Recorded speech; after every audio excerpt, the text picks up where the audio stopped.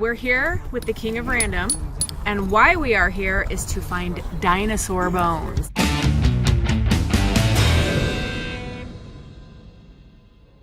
We are at the Dinosaur Discovery Site in southern Utah.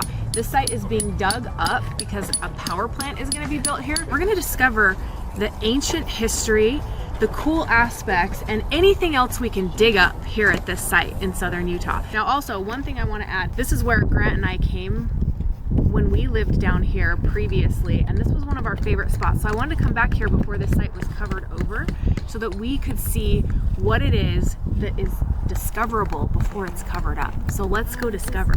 So in this video, we got the opportunity to go to the St. George Dinosaur Museum. We had the opportunity to go to this discovery site where they're doing this dig and actually look at some of the plaster jackets that they're putting around these fossils to be able to excise them. We're also able to see some of these fossils in person. Fish scales are just everywhere. The Dinosaur Discovery Site in St. George, Utah is one of the largest deposits of fossils in the western United States. Right now, they're unearthing species of fish that are over 2 million years old. What do you have?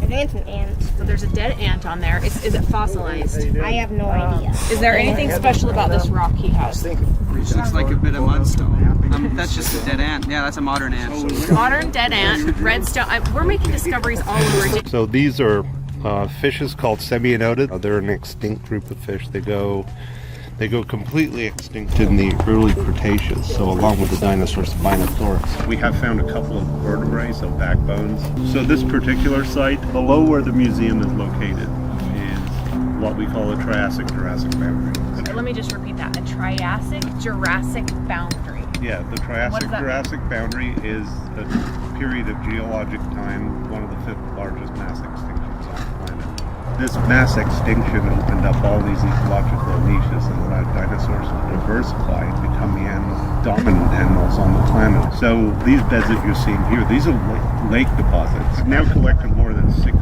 on the lake bed, and some of them are quite large. Yeah. Fossils aren't just cool to look at. They're actually really interesting and important for the scientific community. Every new species they find helps the scientists reconstruct ecosystems, track evolutionary paths, and understand how life adapted to Earth's changing climate over time, millions of years ago. So kind of this red staining on here indicates that there's fossils in there. A lot of the fish fossils kind of have this iron-rich mineralization occur around them. We just call it an iron concretion. These minerals, they like to form around organic matter, so there's fossils inside of these concretions. Usually articulated pieces of fishes, or sometimes entire fishes. As far as like that lower beds over there, we find a lot of this kind of material in there, and so I was just adding some marks on there. So that And what do these marks signify when you're doing this? Because that's a Sharpie, that doesn't come off. So are you defiling these fossils, or is this okay?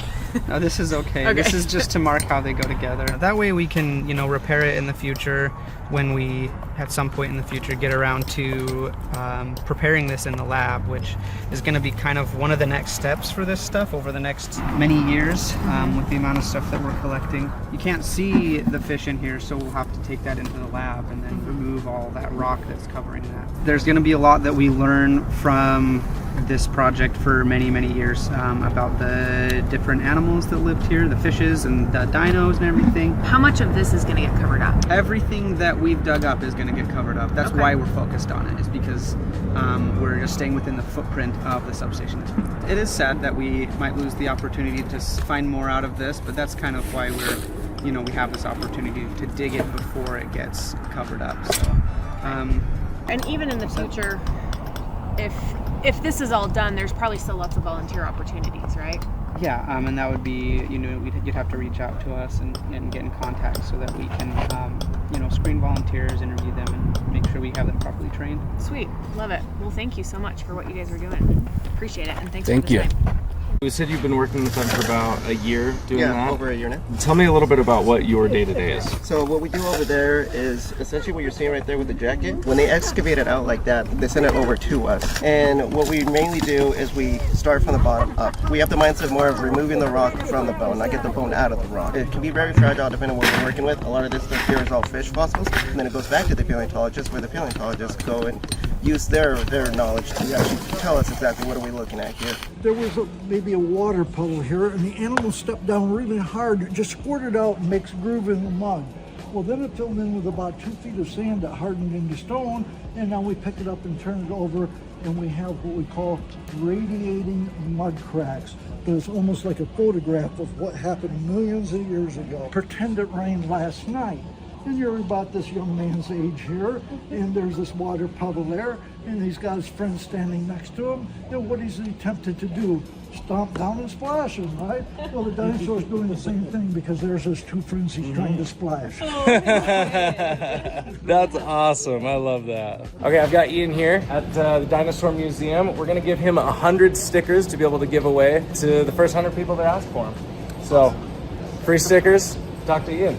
Awesome. So what's the takeaway from today? Curiosity matters. Exploration matters. And even the tiniest fossil, like a jawbone of a fish or the scale of a fish, can bring answers that we've been looking for. What else should we explore? What are you curious about? Because science isn't just something that happens in a lab. It's something we can all take part in, one discovery at a time.